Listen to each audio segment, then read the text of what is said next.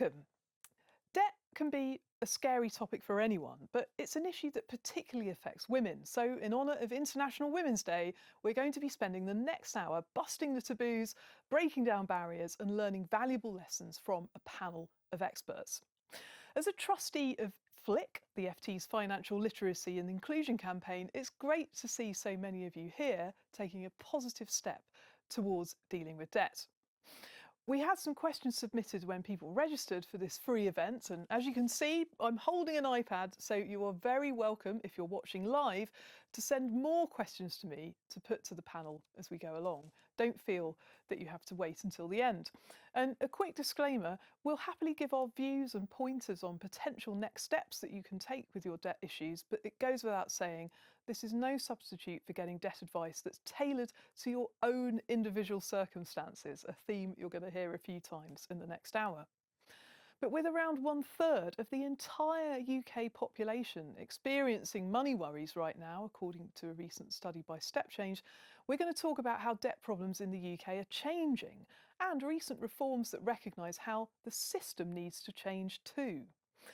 As we're going to be hearing today, there are many different debt solutions available. Now, some might be more suitable for one person than others, but that doesn't mean what worked for them will necessarily work for you. So stay tuned to hear our experts give their guide to what the different solutions are and how they work.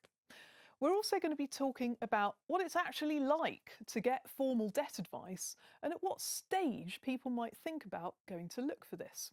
Plus, the panel are going to be giving me their views and insights into many other ways that you can help keep your debts under control, from budgeting to negotiating with creditors and utility companies. So, allow me to introduce them. I'm joined today by Gail Arkle, who is the Chief Growth Officer at Step Change, the UK's biggest debt charity. Welcome, Gail. Thanks for having me. And then sitting next to Gail is Sarah Williams. Now, Sarah is better known online as Debt Camel. She is a blogger and also a prolific Instagrammer. Follow her at Debt Camel. Welcome, Sarah. Thank you, Claire. And last but not least, Muna Yassim is the CEO of Rooted Finance, a specialist debt charity based here in London. Welcome, Muna. Thank you. Pleasure to be here. Now, Gail, I'll start with you. Step Change, as I said, biggest debt charity in the UK. So can you set the scene for us? What are the biggest drivers of problem debt right now, especially for women, and how has this changed?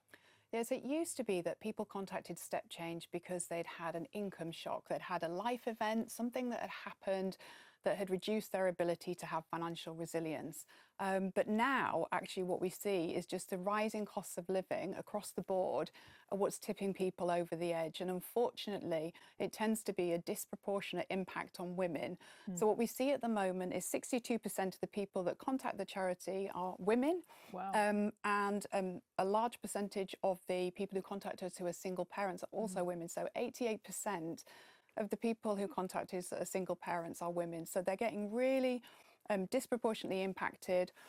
Also, women tend to bear the brunt of the costs of family and family environments, and they're more likely to be responsible for their children. They're more likely to have increased costs because of the childcare, because of energy debts and energy bills, etc. And they're less likely to have as high an income as men. So on average, a Step Change client that's female will have 14% less income coming in. So they've kind of been hit from all sides. You know, they've got less income coming in, they've got more outcomes going out. It's sort of like the perfect storm for women really at the moment. Well, for all women watching, hang in there, because we're going to get on to some solutions next. But Muna, I'll come to you next. Now, Rooted Finance, you're a more specialist debt charity. You set out to help people in London from more diverse backgrounds. But how does that change the nature of women's debt problems that you're seeing? Yeah, absolutely. Rooted Finance is, like you say, a specialist debt advice organisation. We're based in London. We have a very diverse ethnic client group. I think you'll hear the word disproportionately quite a lot, because not only do, like Step Change, most of our clients are women, so 57% for the last year.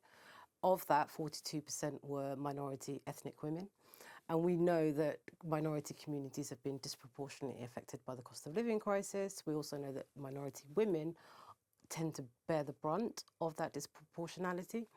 We also know that minority women tend to have lower income levels. They tend to be more affected by unemployment. They are also more in precarious working environments. So all of those are drivers for potential problem debt. And I think one of the things that we try and focus on is actually how do we ensure that they receive services that are culturally nuanced and also have that level of specialism and quality. Because obviously most of our client groups do not engage with mainstream services, but at the same time we are FCA authorised and regulated, ensuring that they get the same level of service that they would get from a citizen's advice or a step change as part of that process. Wow. I think the key thing that I would say in terms of changes or differentialities is around the perception that is placed on women of minority ethnic backgrounds. How is that different?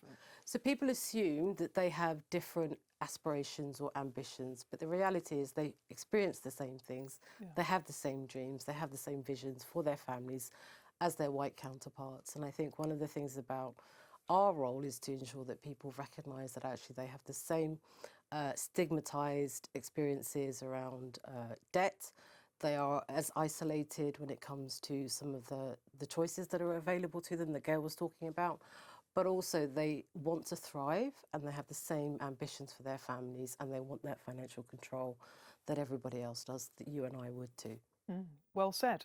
Well, finally, Sarah, now you and I have talked before many times on my Money Clinic podcast for the FT, but you were a debt advisor for nearly 20 years, but in the last 3 years, you've become an Instagram sensation with your Debt Camel account, which I recommend anyone watching do follow Debt Camel, Sarah's account on Instagram, because I mean, I learn so much from your posts. But what additional insight has being so active on social media given you?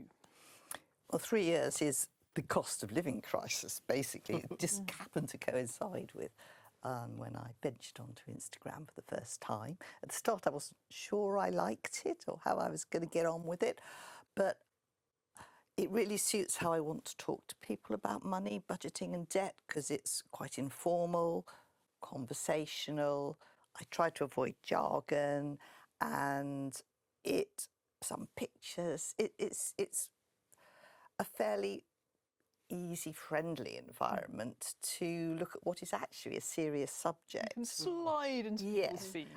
But he doesn't get talked about enough. No, it doesn't. So a lot of the things I'm saying are just to debt advisors, they're common sense. But if nobody has ever talked to you before about how getting a separate account for your bills from your spending money can make it much easier to manage that money through the month. It doesn't give you any more money, but it makes it easier to actually see what's happening. If nobody's told you that before, you've never heard of it, then it might be common sense, but you need to hear that. And what kind of posts that you make get the most kind of traction from people on socials?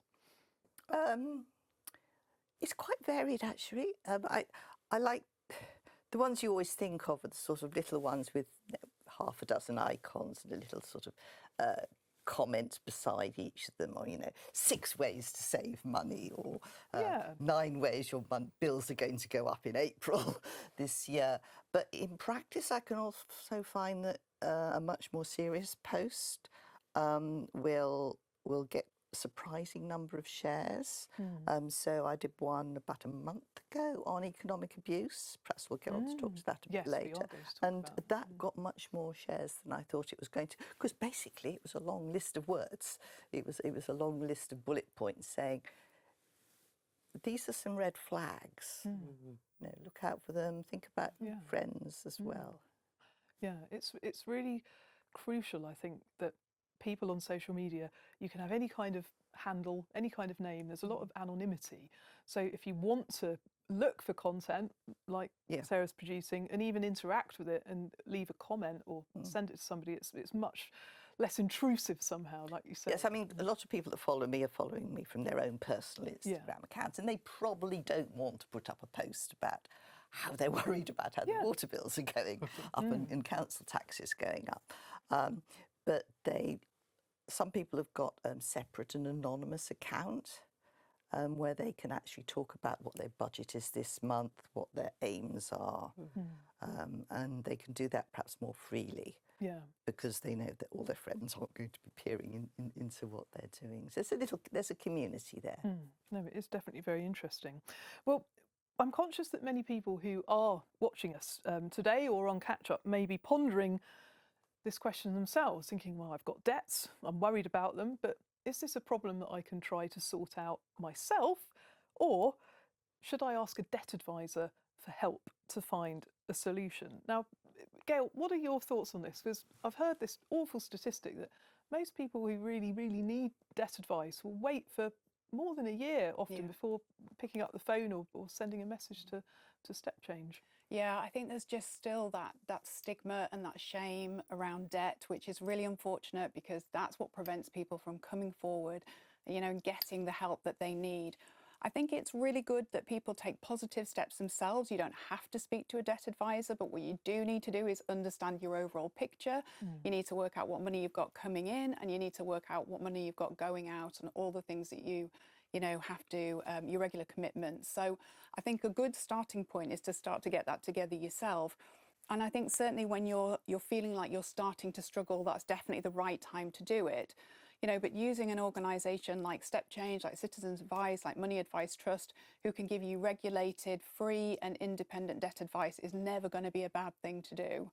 To really understand your overall position and to sort of get a hold of your finances, to empower yourself to do something about it, and to get that holistic view of your overall situation. And Mina, in your experiences, are women commonly struggling on their own for a long time before they find out about rooted finance and come through your doors? Yeah, I would echo what Gail said. I think people tend to think they can sort it out themselves, and they get into this position where they think they have more time. So they're struggling, and then they think they have more time when actually you rarely do. So what starts off as a small problem can snowball very, very quickly.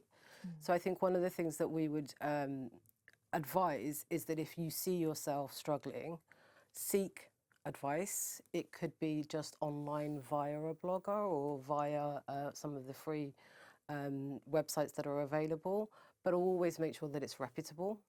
There are, we'll get into it later, scams and frauds that you could be exposed to, but always ensure that you are in a position to be able to take your options early, because the longer that you leave it, the less options you have, and there are some consequences that are irreversible.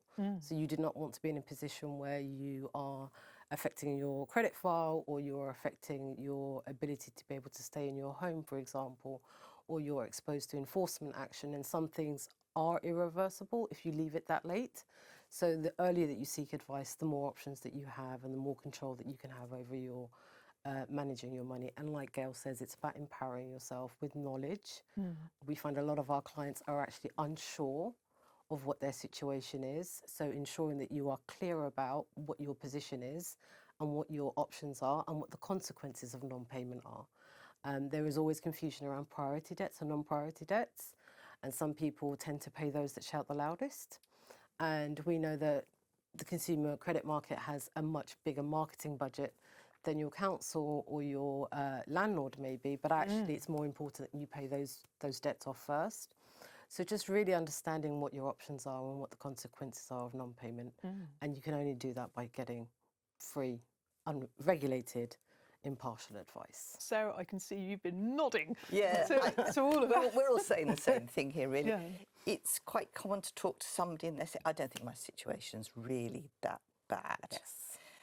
And then 6 months later, they're saying, I think nobody can help me. My situation is so bad that I won't be able to get any help. So they move straight from not needing help to feeling they're not going to go and ask because there's nothing that anyone can offer them. The key thing is to tell whether you need help is, can you make all your minimum payments and not use more credit?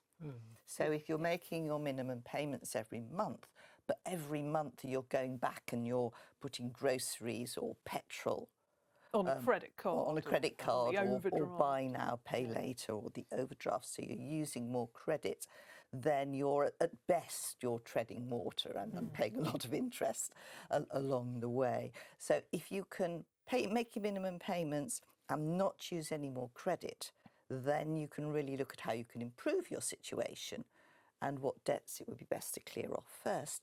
And if somebody like that comes and talks to a debt advisor, the debt advisor is going to be really quite happy, because they're going to have a good conversation with you.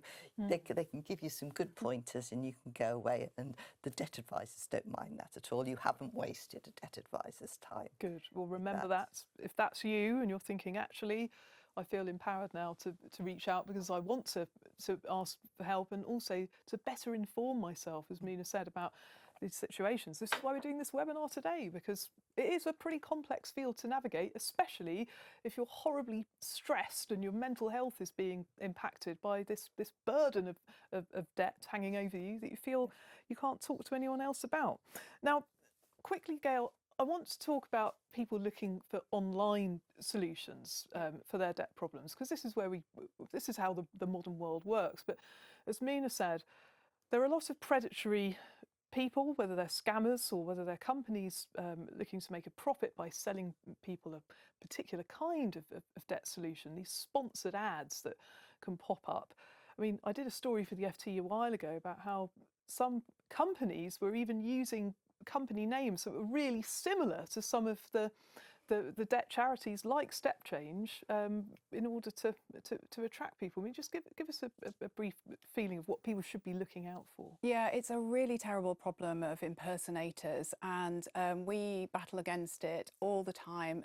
And for every one that you sort of bop down, another one pops up somewhere else. And ultimately, these are commercial organisations that are trying to make a profit out of vulnerable people. And that's, the bottom line. It's really dreadful. All I can say is make sure that you pick the right thing. So stepchange.org, if you're wanting to come to Step Change, make sure you're getting the right handle for all the various, organisations, the free and impartial organisations. And don't be led by adverts for particular debt solutions. Ultimately, before anybody goes on a debt solution, they should have had debt advice from a free, impartial, regulated debt advice provider. Because going through that process, now a lot of people don't know what debt advice is actually, and they worry that going through it is going to impact their credit file, which it doesn't.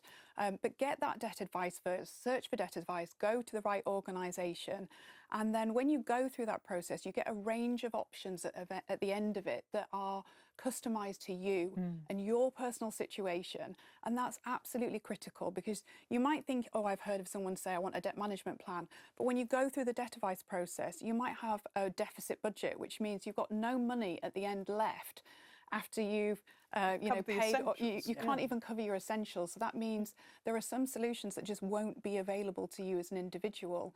So I think it's just so important. Don't be sort of fixated by a particular solution, but do be fixated by debt advice, and making sure you go through that process. And at the end of it, you'll get a personal action plan, and that will show you the range of solutions that are available and recommended to you, and the ones that are available, not recommended, and the ones that are not available to you as well. And then go through that process. You shouldn't be paying for debt advice either. It's free, it's widely available to people. So if anyone's trying to charge you, they shouldn't be. So it's very important people look for the right accounts, the right URLs, and really look at the detail on that website. Does that look like a debt charity's website? Are there any alarm bells here that are telling me that this is a commercial organisation? Now, I mean, one opinion that gets expressed to me if people send me DMs on Instagram is, well, you say that I should go to a debt charity for advice, but I shouldn't be using the resources of a charity.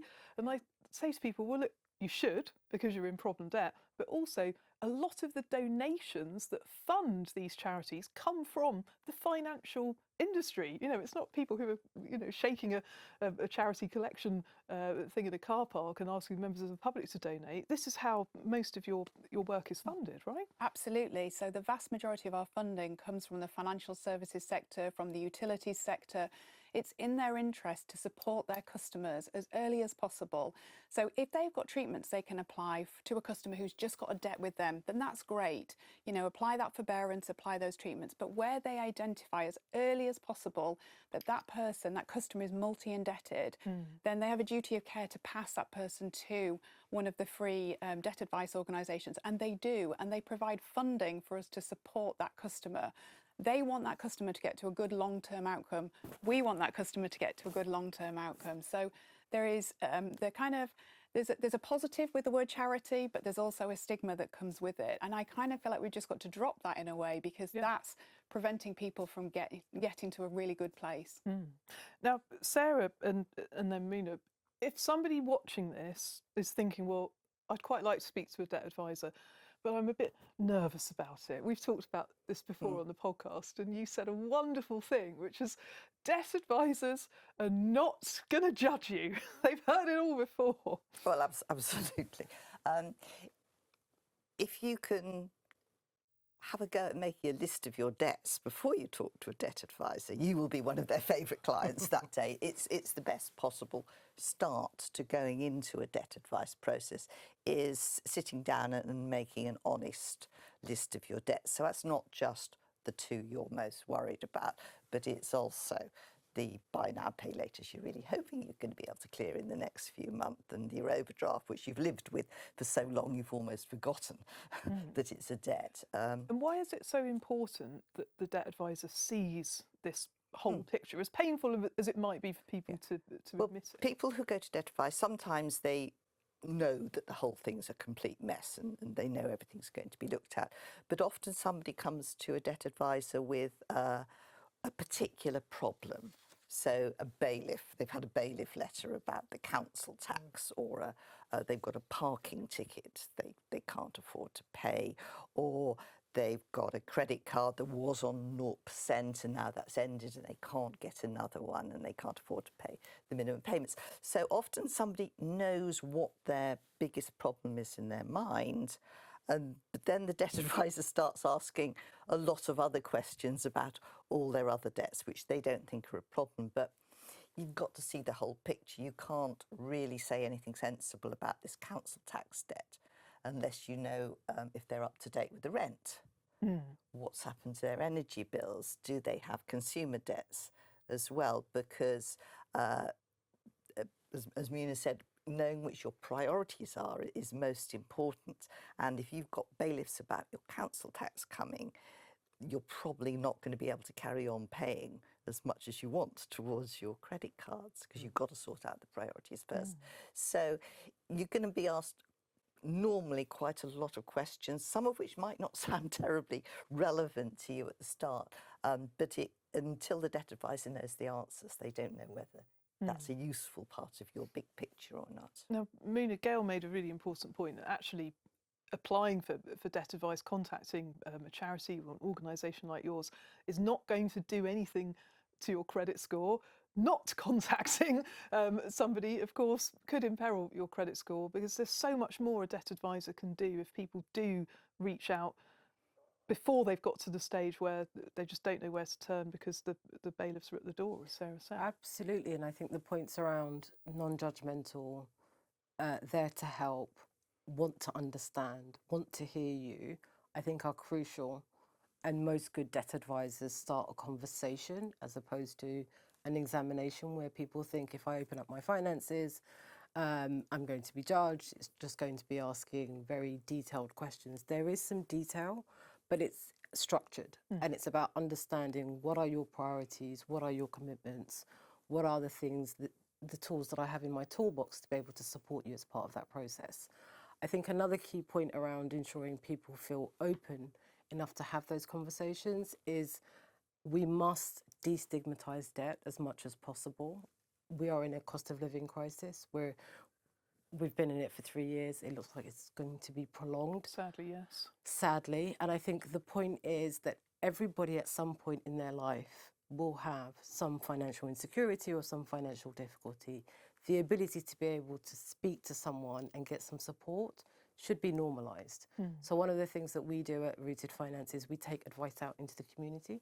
So we have sessions in libraries, in GP surgeries, just making people realise actually it's just normal to talk about your finances, and then having that private space to have a conversation with the debt advisor who's able to then tailor the support to you.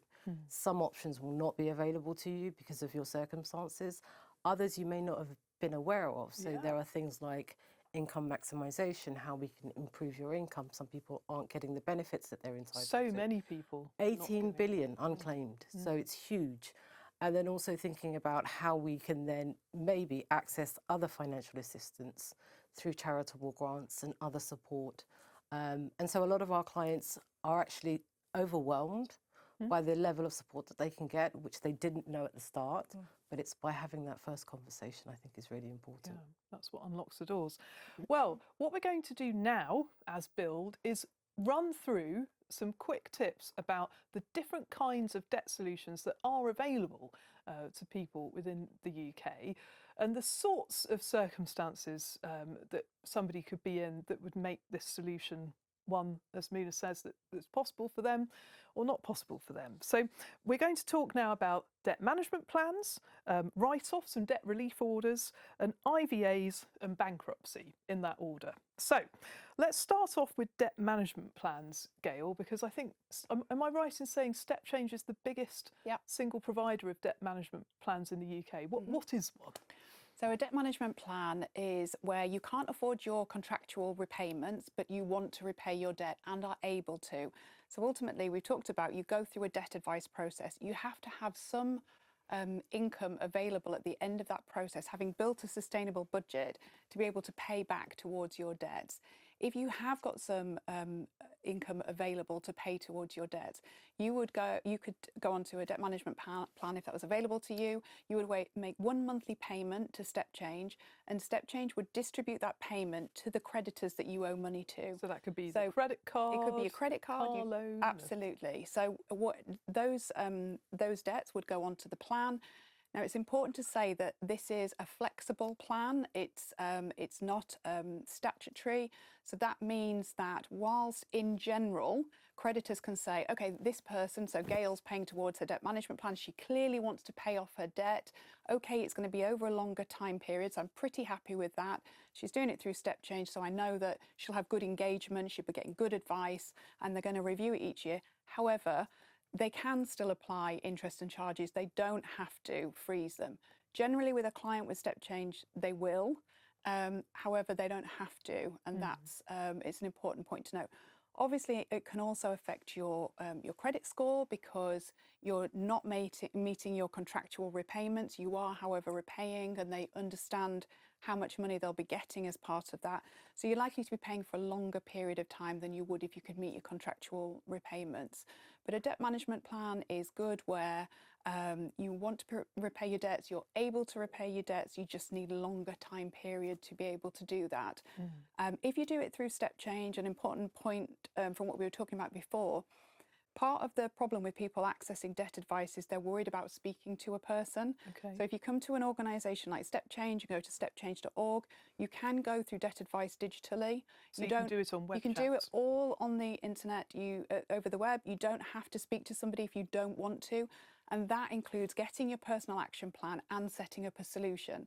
So if you have anxiety, if you want more time, if you feel like there's too much pressure in speaking to a person, you can go through the whole process, digitally through to the point of setting up your debt management plan. Well, also, if you don't want your children or your family to overhear what you're saying on the phone, this is where having that web chat service can be so invaluable. Another really great point that you made there is like one payment that you make on your debt management plan to Step Change or Citizens Advice or another debt charity who can help you set one up, and then all of the admin is done by you, because it's the overwhelming sensation of admin, of unopened posts, unopened emails racking up that can really make people want to bury their heads in the sand. I think it's such a good point. Part of the problem we've got with there are organisations charging fees, so a DMP should be free. You come to Step Change, you don't pay any fees for that. The money that you pay towards your debt, 100% goes towards your debts. However, with these impersonator companies we were touching on before, of that payment that you make to them, up to 49% of that payment can be taken by them, and then the balancing part, the 51%, paid out towards your debts. They make claims about the fact that if you go through them, you have less admin to do, less paperwork to do, to your point. It's utter nonsense. You know, organisations, free DMP organisations like Step Change, you know, we handle that relationship with the creditors for you. So it's just one to watch for. If you're setting up a DMP with someone, look for the fees. Please don't pay 49% in fees. You'll be paying at least £3,000 more for your DMP, and it might take you another 6 years to pay it off. Gosh, wow, that's compounding working against you. Now, we're going to come on to a couple of lesser known debt solutions with you, Muna. Now, firstly, write-offs. That sounds good, I have to say, if somebody's in debt. And also debt relief orders. Tell us a little bit more about those and the kinds of people who might be able to use those. Yeah, absolutely. So Gail said that obviously a debt management plan only works for people who have surplus income. Yeah. We're seeing many more people that have negative budgets. So that means once their essential commitments are paid for, they have nothing left over at the end of the month, or they're in deficit. So when you're in that situation, there are still some options that are available to you. One of them that we use quite regularly at Rooted Finance is, because we work with clients who are most likely in more vulnerable situations, we do a lot of requests for write-offs and are quite successful at it. But the key thing is around eligibility. So not everybody can just say, can you write off my debt? And some of the things that you see online are 80% can be written off if you just walk through the door. Yeah. The reality is, if you have a mental health problem, if there is a severe vulnerability, if there's a medical condition. You've been diagnosed with cancer, for example. Absolutely. Yeah. We can gather all that evidence and make the case to your creditor. And in most cases, most creditors are not heartless, and they will look at that situation in its individual circumstances and make a decision based on that. Sometimes it can be a partial write-off, sometimes it can be a full write-off. And so what we do is encourage people to tell us what is happening in their life, what are their whole situations. So if they do have a medical condition, if they do have a disability, if there is a severe vulnerability that is not openly visible, what are the things that we need to know about? I mean, they could be having to stop work to care for a very sick relative. Absolutely. So understanding all of that, speaking to your debt advisor, and my team are then able to then put that case forward on your behalf. I think the other key one that is actually gaining more popularity is the debt relief order, which is, some people call it a bankruptcy light, because it's, the fee is now gone, but it used to be significantly lower than a bankruptcy, but also the process of applying for one is much more informal-ish. So you have debt advisors who are intermediaries and who are able to process a debt relief order. And what a debt relief order does is it allows you to be able to write off your debts up to £50,000. And you don't have to repay. Don't have to repay. It's an insolvency process. And effectively, up to £50,000, you shouldn't have savings of more than £2,000.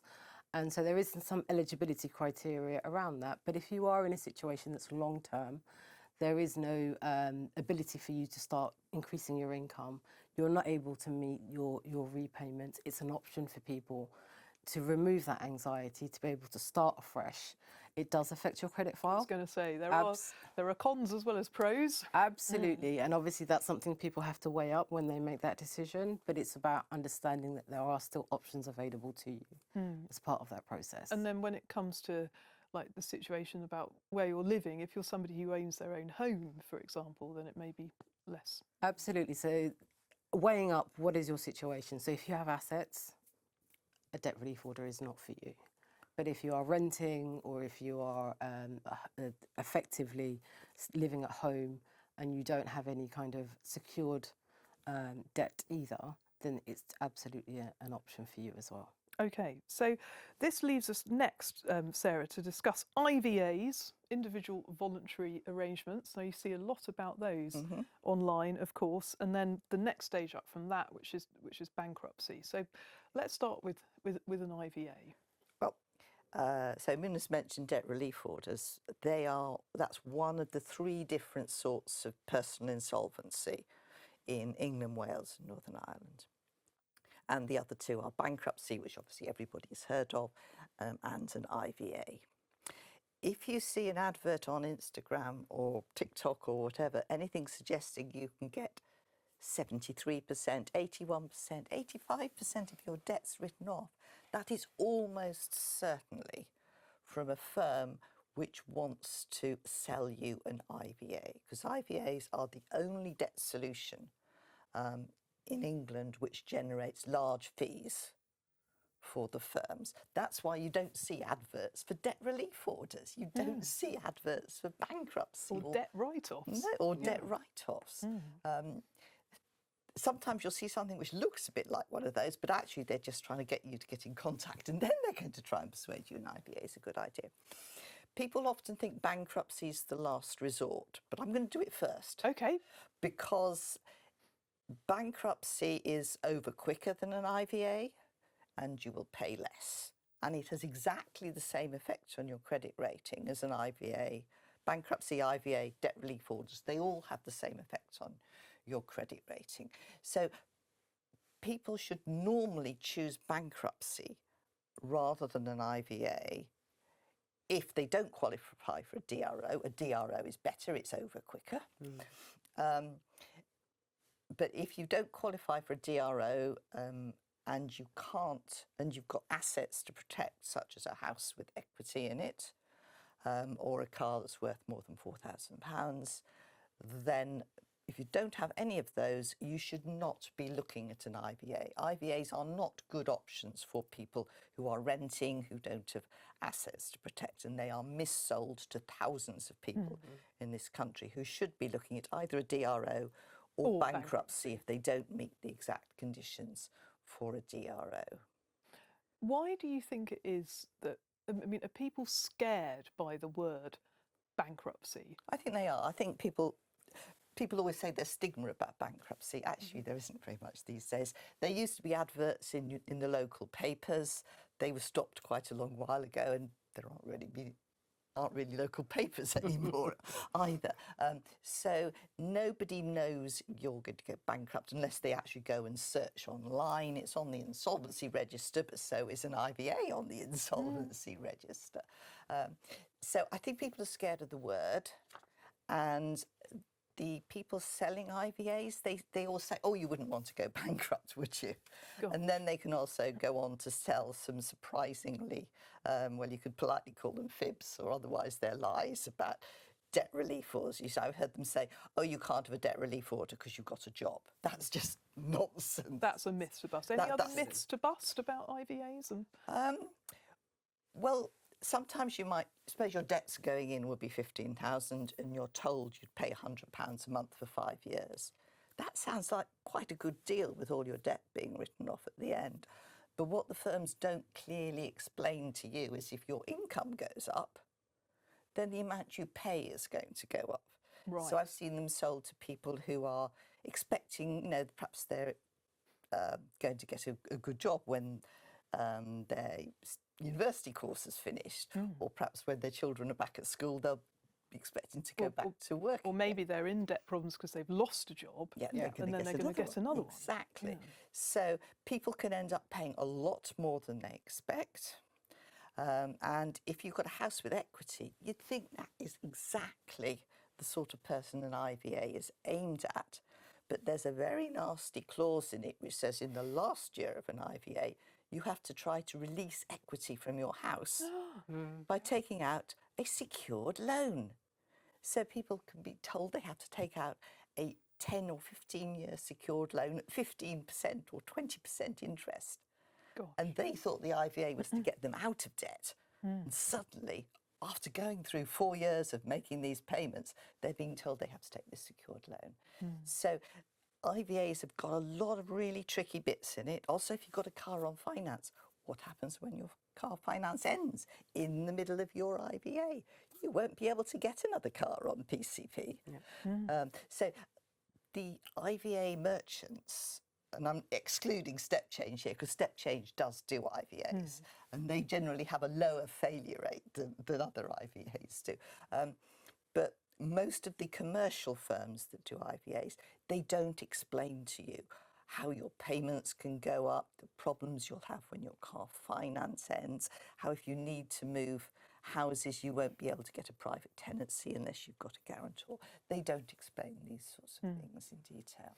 They don't. And there's And for something like bankruptcy, they all say, oh, you have to make payments in bankruptcy. 5 out of 6 people going into bankruptcy don't have to make monthly payments because they don't have enough money. That's why they're going to go bankrupt. Exactly. So bankruptcy is normally a simpler procedure than an IVA, and it's over quicker because if you do have to make monthly payments, they're absolutely limited at 3 years, whereas an IVA is 5 years, perhaps another 6th year if you've got a house, and longer if you have to take payment breaks because you can't afford them during that time. So, I mean, the crucial point to be aware of here, lots of different solutions, lots of pros and cons to all of these solutions.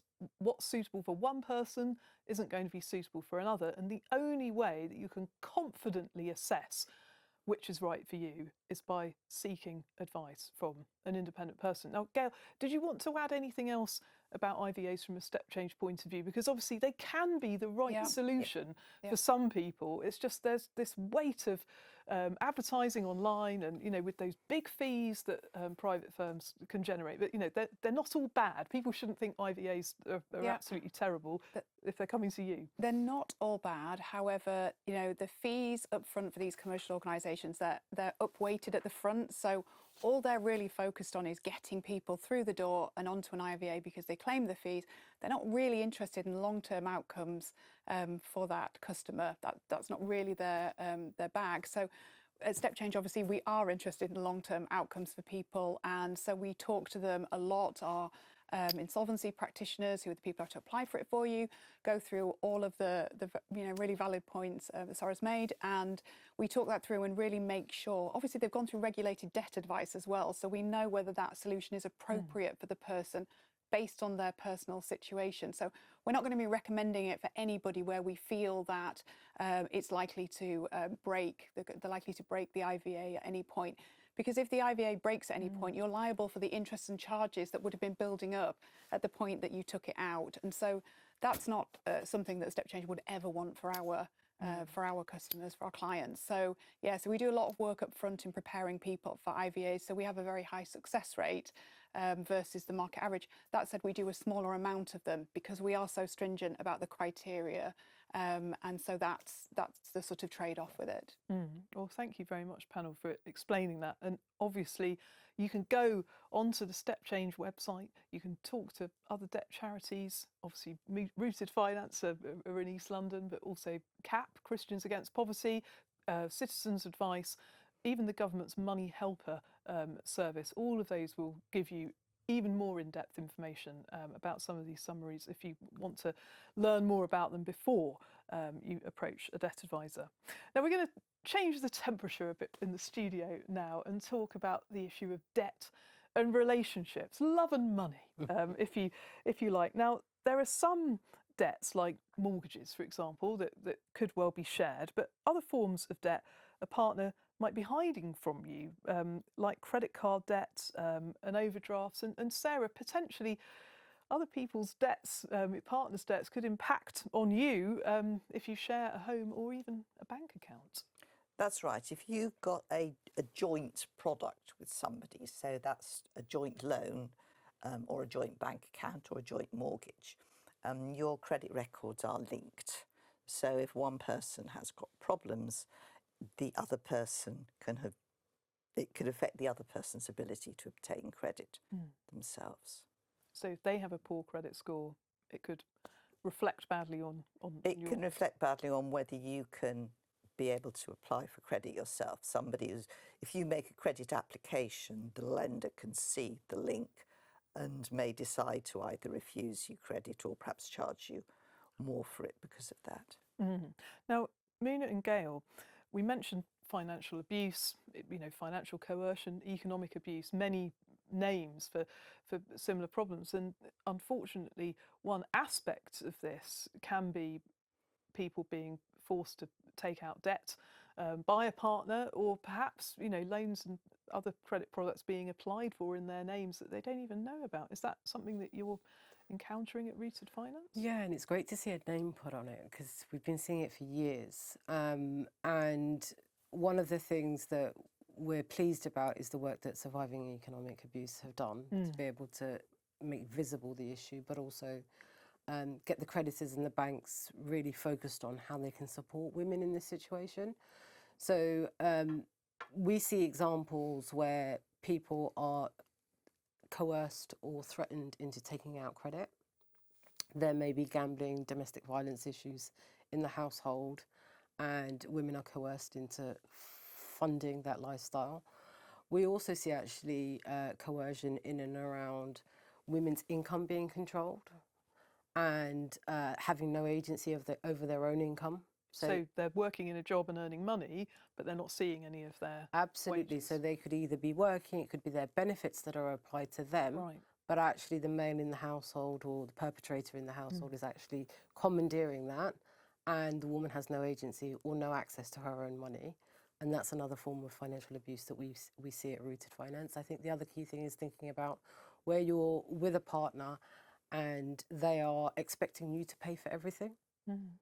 And you're going into debt to maintain the domestic and household bills, but there is no contribution from your partner.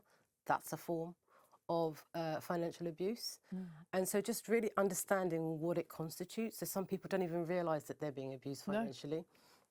And once you have that conversation with the debt advisor, it's about understanding, well, this doesn't feel quite right. Do you realise that you should have access to X, Y, and Z? Do you need any other support? Because economic abuse is very closely linked to domestic abuse. So understanding where the additional vulnerabilities sit. And then also thinking about what are the things that you need to do to safeguard that individual's income and ability to be able to remove themselves from the abusive situation that they're in. And I think there needs to be more visibility, but there also needs to be more understanding from the creditor side. And I think we're starting to see that through the work of Surviving Economic Abuse. Yes, now Surviving Economic Abuse, they're a fantastic charity.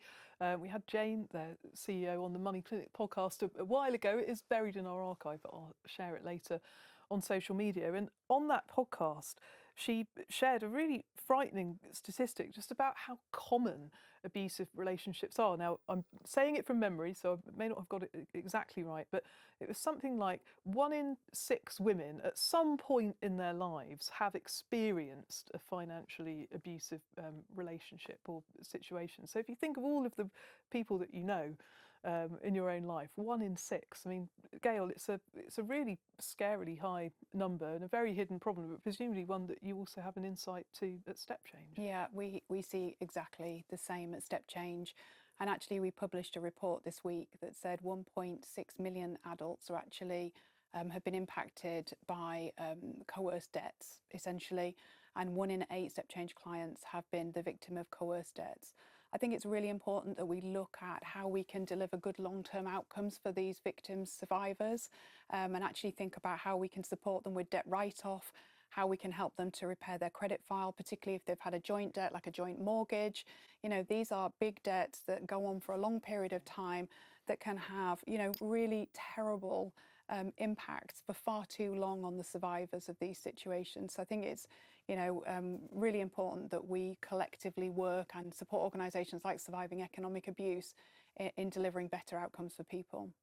I would just add, actually, that we're also seeing a big issue around intergenerational economic abuse. Okay, so is this elderly people who are the targets? Absolutely. Tell us more. So what we're seeing, because obviously we have that kind of cultural insight into some of the communities that we support, where you have children who are effectively economically abusing their parents, who may not have English as a first language or who may be vulnerable because of medical conditions. So I think it's important that we actually understand who this affects and how it affects them, and provide support services, like Gail says, to provide those long-term good outcomes for people, but also ensuring that creditors are aware that there's a bigger pool of people that are affected by this. Yes, and Sarah, anything that you would want to add onto this? I mean, Well, they've been talking about the very serious end of economic abuse. There's a lot of what I would call much lower key, where I often come across women who say, my husband doesn't know how big my credit card bills are, and I'm scared to tell him.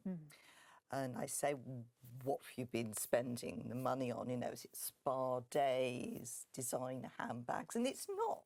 It's clothes for the children. Yeah. It's everyday necessities that their husband hasn't really realised how much the cost of living has gone up, and the actual housekeeping money, which is still the phrase which is still used in some houses, hasn't kept pace with that. And if you can get access to 0% credit cards, you can run up surprising amounts of debt quite quickly without really thinking that they are incredibly serious until the 0% end. Yeah. At which point you can't pay them, and you're worried if you tell your partner that he's going to leave you, which actually hardly ever happens in practice. Well, that's good to know. Most people, you know, obviously it's a difficult conversation to have. Nobody likes having that conversation. But if you can get a plan by talking to a debt advisor, and then you can talk to your partner saying, this is the situation, this is how it's built up when I was off on maternity leave. Yeah, And another really good example. And then, of course, I'm paying all the childcare costs, because in a surprising number of households, it's seen as the woman's job to pay the childcare costs from her income. So women have often faced lower incomes, part-time work, childcare costs, plus the cost of living. So if you can explain to your partner, this is how it's been built up, and you know, I wish I'd told you about it before, but I always thought it was going to be a bit more manageable next year when I went back to work or something. And I've now talked to Step Change, and they've talked to me about a debt management plan. This is how it would work. I'd have to pay this much a month, and the interest would be frozen. And it wouldn't affect us getting a new fix when our mortgage ends, because that's a really key point to put over. If you could talk to your partner with a plan for a way forward, then actually most people find that they're very relieved to have done this in the end. So interesting. I was just going to say, because we facilitated conversations like that, and debt advisors probably do it up and down the country, where you have clients who they don't think there's going to be a massive issue, but they're just too nervous to broach it and to have that conversation, or they want somebody else to intervene and be able to convince their partner that actually this is something they should be addressing. So we encourage clients to bring their partners to a debt advice session.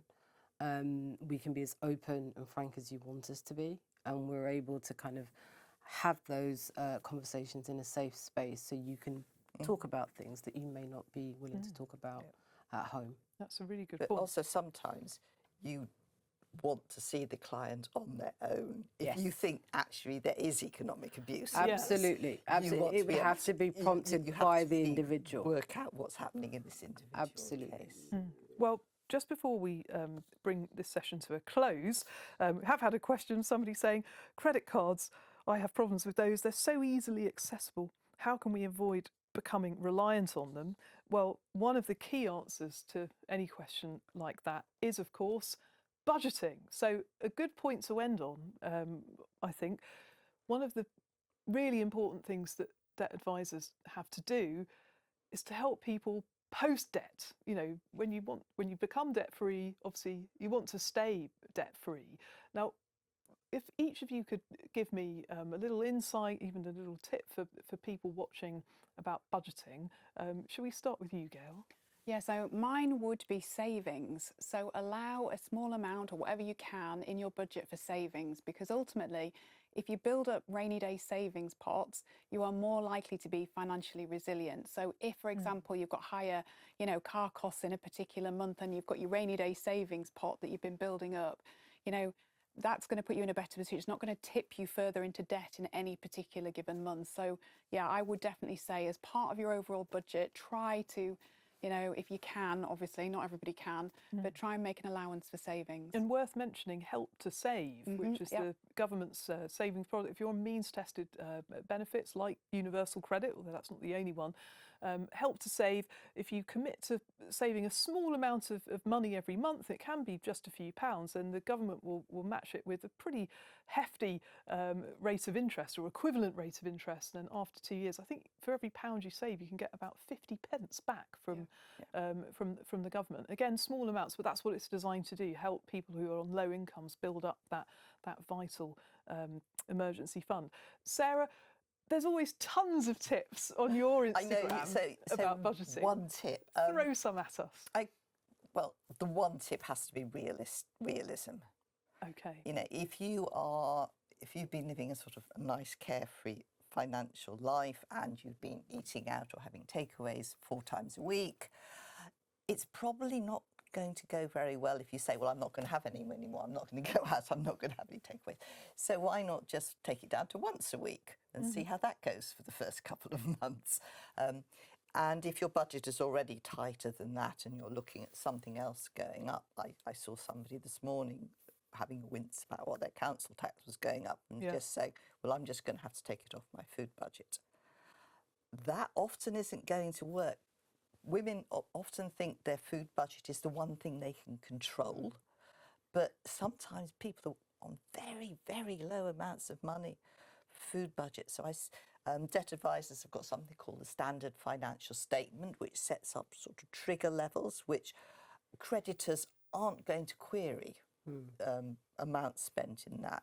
So I can see somebody, and I know from their family that the trigger levels would probably be £650 or £700 a month, and they are blaming themselves because they can't get it under £350 a month. Oh gosh. Okay, so realism. That's a really good tip. Mina, what would your tip be? You're allowed more than one if you can't. Yeah, absolutely. I think just doing that whole examination. So we start with just do a budget, income and expenditure. Recognise where your money is going, because most people don't know, and especially when you're not paying in cash. So just do the numbers, do an income and expenditure, understand what your budget is, and then I would absolutely agree around realism. Make sure that you start to cut out extraneous things, but also ensure that you are giving yourself flex for you can't starve yourself, you have to pay your rent, and commit to your priority payments first, but also don't be too punitive. You have to live at the same time. So give yourself the ability to be able to make those changes incrementally. But always, always make sure that you know what's coming in, what's going out, and where you can make savings, start with there. Can I just add one further point? Something I really like that I've been seeing loads on TikTok is loud budgeting. Budgeting. So the minute you've got your budget, you've made it realistic, you know, you've factored in all the things you've got to pay, focus on your priority stuff.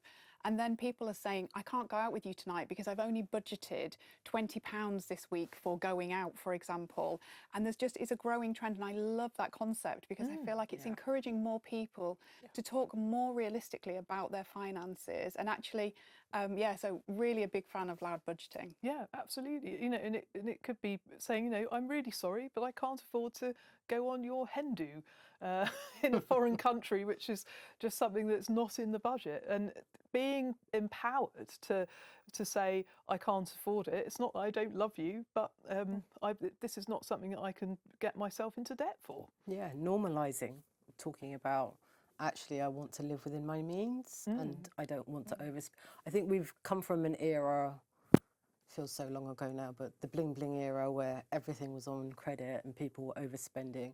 Actually normalise being proud to live within your means and reach your goals financially. And also good for your children to hear it. I heard it a lot when I was growing up. You know, we can't afford that. You know, you can have a present on your birthday, have a present at Christmas, but, you know, presents all the time is just not something that we should be expecting. Well, that brings it to a close for our hour of debt empowerment. I really hope that you've enjoyed watching, whether you're watching live or whether you're watching on catch up later. You can follow all of the individuals and organisations who are on our panel today on social media. Step Change have got a very active account.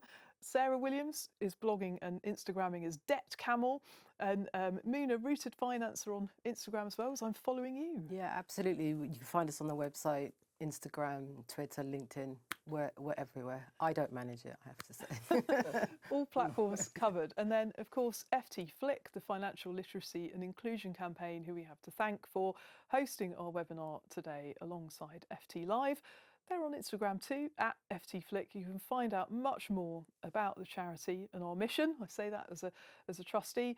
And if you want to see some behind the scenes action from today, then do have a look at my Instagram. I'm at Claire B. Thank you very much for joining us today. And from all of us at the Financial Times, we wish you empowerment and education seeking advice, ability finding as you move forward on your journey to become debt-free in the future.